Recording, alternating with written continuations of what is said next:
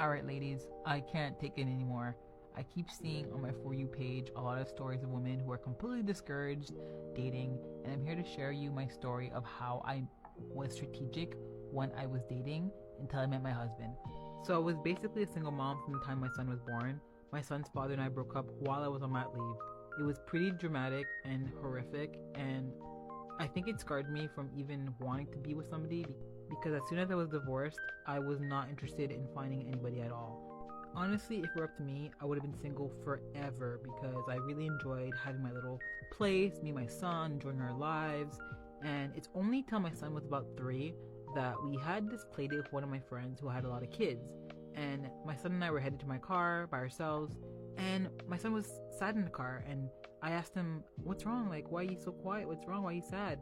And tell me how he was like, "How come I don't have a family?" And that's when I knew I had to start being serious about dating again. So at first I tried the apps. I tried the Tinder and I tried this paid one because I heard people are more serious on the paid ones. But ladies, don't do apps. Men do not see you as a real person and they will talk to you whichever way. At least that was my experience. So I didn't like the apps at all, but it might work for someone out there.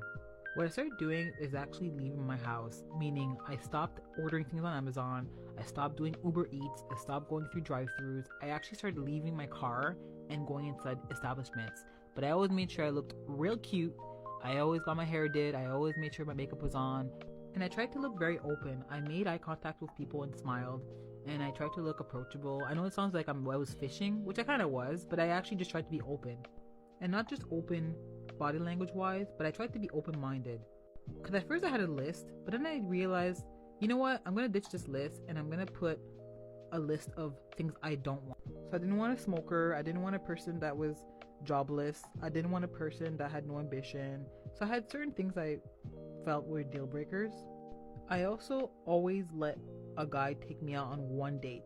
On that one date, I gave him the chance to tell me exactly who they were. I actually whipped out a list of questions and I would literally grill them about like their whole life. I know they say to not say anything and let the guy lead the conversation, but I had no time to waste. So I always asked a lot of questions and I was able to discern on that first date if it was worth it for a second one.